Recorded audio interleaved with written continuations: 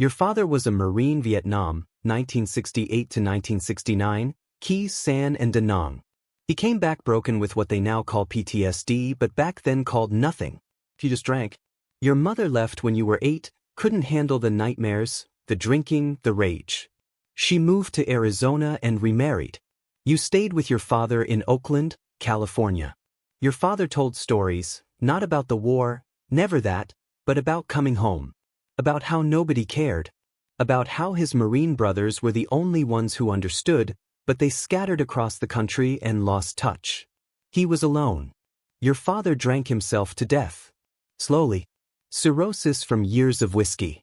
March 1985, he died in a VA hospital, room 412. You were 23, holding his hand. He was 51. The funeral was small, you, your uncle, 3 VFW guys. No Marines. No brothers. The men he went to war with, the men he would have died for, none came because they didn't know, because he died alone. You stand at his grave in Oakland Cemetery, rain falling, and make a promise. You'll never die alone like he did. You'll find your brothers, your tribe, your family. 2 weeks later, you're at a dive bar in West Oakland morning when 5 bikers walk in. Leather vests, patches, Hell's Angels MC on the back, Oakland, rocker underneath, Death's head skull logo. Everyone gets quiet. Hell's Angels, the most notorious 1% or outlaw motorcycle club in the world. You watch them. They're loud, confident, dangerous, but there's something else. Brotherhood. They move like a unit, like Marines, like your father's stories. One notices you staring, big bearded guy, probably 40. You got a problem, kid? You explain about your father, the Marine, just died. The biker's face changes. Sorry to hear that. I'm tiny. He's 6'3", 250 pounds. Your old man ride? You shake your head. Couldn't afford a bike. But he loved them. Tiny asks, you ever want to? You nod. He says, come by the clubhouse Saturday. We'll teach you. Age 23 to 24, 1985 to 1986, Saturday, you show up at the Hells Angels Oakland Clubhouse, a fortified compound on Foothill Boulevard.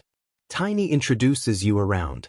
The club has strict hierarchy, hang around, outsider, prospect, probationary member, full patch, member, road captain, sergeant at arms, vice president, president.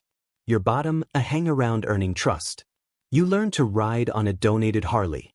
The club teaches you maintenance, hand signals, formation riding, club protocol. You clean bikes, run errands, prove loyalty. After 6 months, November 1985, they vote. You're a prospect. Rank 2, prospect. As a prospect, you're a servant.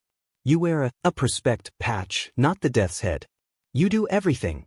Carry tools, watch bikes at bars, drive support vehicles on runs, take beatings when members are angry. It's humiliating but necessary, proving you're willing to suffer for the Brotherhood. You meet other prospects. One becomes your best friend, Jake Martinez, age 26, also raised by a single father, car mechanic who died of cancer. You bond over fatherlessness, over seeking family in the club. Jake is funny, loyal, rides fearlessly. You trust him completely. April 1987, a test. The club orders you and Jake to assault a man who disrespected them at a bar. You both beat him badly, broken ribs, fractured jaw. This proves you'll commit violence for the club. July 1987, after 13 months prospecting, you're voted in. Full patch ceremony, you receive your death's head patch, your Oakland rocker, your 1% diamond, representing the outlaw 1% of motorcyclists. You're a Hell's Angel. Jake gets patched in too. You're brothers now. Age 25 to 30, 1987 to 1992, as a full patch, you're untouchable in Oakland. The Hells Angels control drug trafficking, extortion, stolen motorcycle parts. You earn $3,000 to $5,000 monthly through methamphetamine distribution. You buy a nice bike, leather, weapons. You're feared and respected. Age 27, you meet Sarah Chin, a bartender at a club-friendly bar. She knows what you are but doesn't care. I like dangerous men, she says. You fall in love. She has a 6-year-old daughter, Emma, from a previous relationship. You become a father figure. For the first time since your dad died, you feel like you have a family. But the club demands everything. Long runs, mandatory meetings, club wars with rival MCs. Sarah complains you're never home. You explain, the club is my family. My brothers. I can't abandon them like people abandon my father. She says, what about me? What about Emma? You say, you're my family too. She responds, then choose. You can't. The club forbids choosing women over brothers. Age 30 to 32, 1992 to 1994, 1992, territorial war erupts with the Mongols MC over drug territory in Southern California. The conflict escalates, beatings, shootings, bombings. Dozens killed on both sides. The club mobilizes, every member armed, every run a potential battlefield. January 1993, you're riding with Sarah to a restaurant. A van pulls alongside. Mongols inside open fire with automatic weapons. You swerve, crash, survive with minor injuries. Sarah's hit 3 times, chest, abdomen, neck. She dies in your arms on the street, bleeding out in 2 minutes. She's 31 years old. Emma, now 12, goes to live with Sarah's parents. They blame you. You brought violence into her life. Stay away from Emma. You try to explain, to apologize. They get a restraining order. You're forbidden from seeing the girl you helped raise for 5 years. The rage consumes you. You hunt the Mongols who killed Sarah. You find them at a San Bernardino bar. You and Jake kill 3 of them, execution style, point blank. Revenge accomplished, but Sarah is still dead. Emma still hates you. The war continues. Age 32 to 38, 1994 to 2000. After Sarah's murder and your retaliation, the club promotes you to vice president at age 32, second in command of the Oakland chapter. You manage 150 members, oversee operations worth $2 million annually. You're powerful, wealthy, feared. But the ATF, Bureau of Alcohol, Tobacco, Firearms and Explosives, intensifies investigations. Undercover agents infiltrate clubs. Informants wear wires. Paranoia spreads, nobody trusts anyone. The club implements security, no phones during meetings, random searches for wires, punishment for suspected rats. Jake, your best friend since 1986, is now Sergeant-at-Arms, enforcer. You've been brothers for 14 years, prospected together, patched in together, killed together. You trust him with your life. Age 38, February 2000. February 2000, the club president pulls you aside. We got a problem.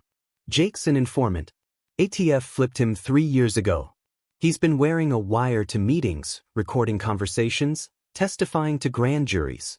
We got confirmation, a source inside ATF leaked documents. Jake is the rat. You feel sick. Jake has been your brother for 14 years. Your best friend. The guy you prospected with, killed with, trusted completely. But he betrayed the club. The penalty is death. And as vice president, you must carry out the execution.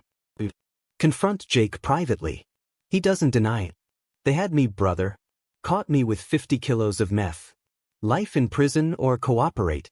I had a daughter too, 8 years old. I couldn't do life. You say, we're brothers. You should have told me. We could have figured something out. He shakes his head. There was no way out. The club would have killed me for even being arrested. I chose my daughter over the club. You understand? He made the same choice you couldn't make with Sarah. He chose family over brotherhood. And it got him killed. Age 38, March 2000. March 2000, you take Jake on a run to the Nevada desert. Just you and him. He knows what's happening but doesn't run. I get it, brother, he says. I broke the oath. I'm a rat. But know this, I never gave them your name. Never. I protected you. You stopped the bikes in the desert, miles from anywhere. He gets off, stands there calmly. Make it quick. You pull your gun. He's your best friend. 14 years of brotherhood. But he wore a wire. He betrayed the club. The oath is absolute. You shoot him once in the back of the head. He falls. Dead instantly. You bury him in the desert. No marker, no funeral, no acknowledgement he ever existed. This is what happens to rats. You ride back to Oakland alone. You've now killed for revenge, the Mongols, and killed for the club, Jake. The Brotherhood demanded both. But you feel nothing except emptiness. Jake was right, he chose his daughter. You chose the club. Who made the better choice? Age 38 to 62, 2000 to 2024. After killing Jake, you served 6 more years as VP. 2006, you're arrested in a massive ATF sweep. Jake's testimony before he died, plus new evidence, brings down 50 Hells Angels. You're charged with racketeering, drug trafficking, murder conspiracy. You're sentenced to 12 years federal prison. Release 2018, age 56. The club is different now, weakened by prosecutions, older members dead or imprisoned, new generation you don't recognize. You retire from the club, move to a cheap apartment in Richmond. You work security at a warehouse. Nobody knows you were a Hells Angel. Present day 2024. You're 62 years old. Cirrhosis of the liver, same as your father. Years of drinking to forget Sarah, Jake, Emma, all the dead. The doctor says 6 months. You're dying. You tried contacting Emma a few years ago. She's 37 now, married, has kids. She responded once, "You killed my mother by bringing her into your world. Don't contact me again." She's right. You killed Sarah by refusing to choose her over the club. You think about your father every day. He died alone at 51 from cirrhosis in a VA hospital. You're 62, dying alone from cirrhosis in a Richmond apartment. The same death. The same loneliness. You joined the Hells Angels to avoid dying alone like your father.